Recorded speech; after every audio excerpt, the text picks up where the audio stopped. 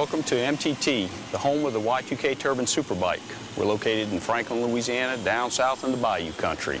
Come on in and let's see how these things are built.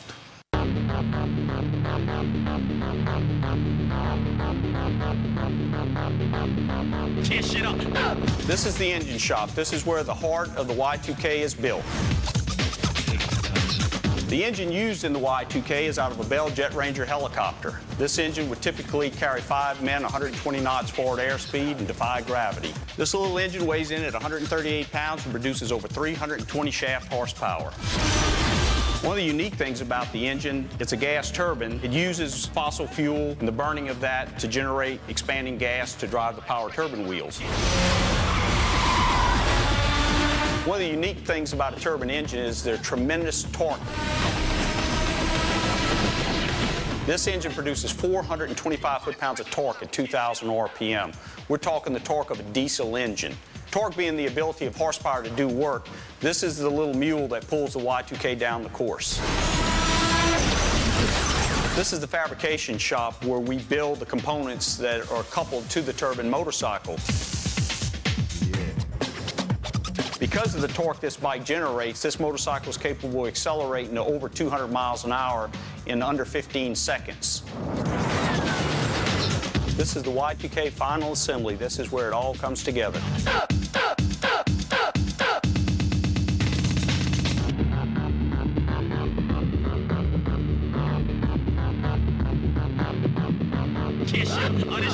After 3,000 man-hours, this is the final product, the y2k turbine superbike.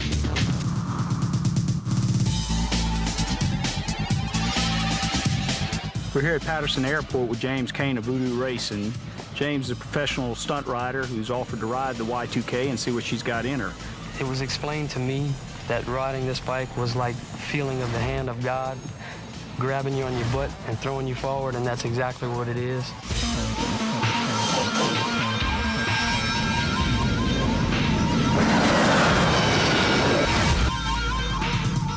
That's what I call torque. The y2k sells for $185,000, and I guess if you say it real fast, it doesn't sound as bad, but, you know, it's not for the faint of heart, and, you know, you got to be able to stroke the check if you want it. It is truly a street-legal motorcycle. I don't think anyone's just ready to challenge us to the 250-mile-an-hour mark, but if they are, we're ready and waiting. The motorcycles are sort of like the last bastion of speed. You get on that, I mean, you're the pilot in command. I mean, it's no different than flying this helicopter. To describe this is to say that if you could bottle it and sell it, it'd be the most addictive drug in the world.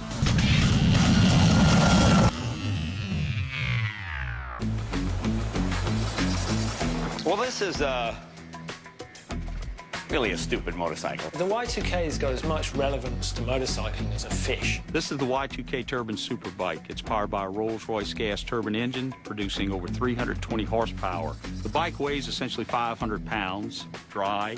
It will hold 8 U.S. gallons of diesel, kerosene, Jet A. Quite literally anything that'll burn, this motorcycle will run on it. Its incredible jet engine is taken straight out of a helicopter and means the y2k can travel at 250 miles an hour. This was meant to lift a Bell Ranger helicopter with 6 guys in it and full of equipment. You know, what does that weigh? 5,000 pounds? This is 450 pounds, so power to weight ratio. Do the math! Jay's owned a bike almost 4 years now, and he's quite literally our test pilot.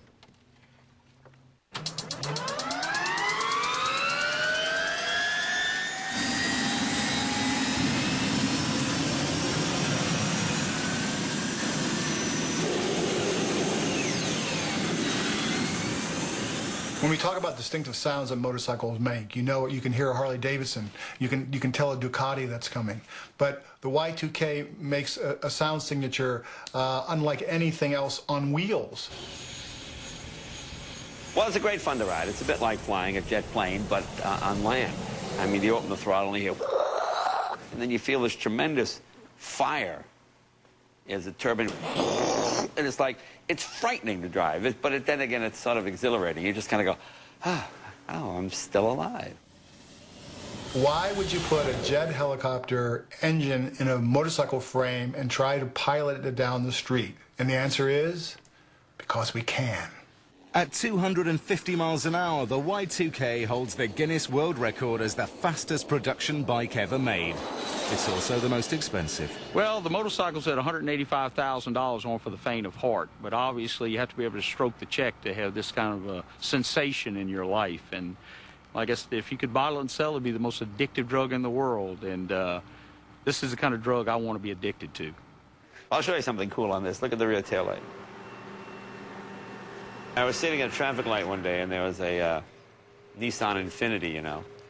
And I could see the guy easing up to look at the bike, and I kept trying to go forward, and he kept easing up, and I realized I couldn't go anymore. I'd be in traffic.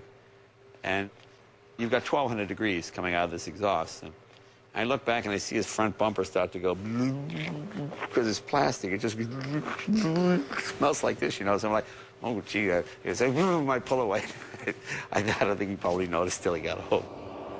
It might do 250 miles an hour, but what's the point of doing 250 miles an hour if you can't really go around corners? It's not a complete motorcycle. It's a kind of a bit of a gimmick, I suppose. Gimmick or not, the greatest ever is about to find out. We've set up an experiment to test the sheer power of the Y2K's acceleration at Academia Military Airport, Louisiana. The Y2K turbine superbike is about to go head-to-head with an L-39 jet fighter. From a standing start, the bike hopes to beat the low-flying jet over a mile-long course. Certainly, I'm nervous. The rider is obviously the guy that's got this rocket between his legs. We've got a special stunt rider here, and James Kane has agreed to ride the bike. I'm confident that we've got the horsepower and the torque to get the job done. As the plane makes its final descent, Ted gives the stunt rider some last-minute instructions.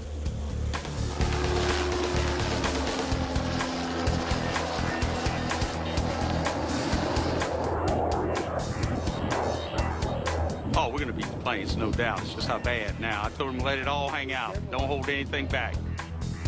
The jet is flying at 170 miles an hour. The bike will go when the plane is just 50 meters behind it.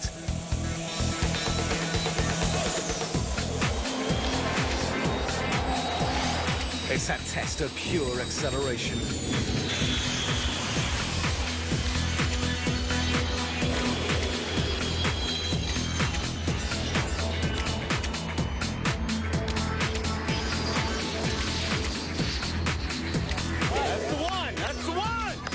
It looks like it's a close finish, so Ted has to wait for the official results. The back one. No way! All right! Thanks, guys. The Y2K accelerated to an incredible 217 miles per hour in 14 seconds and beat the jet by just 2 bike lengths.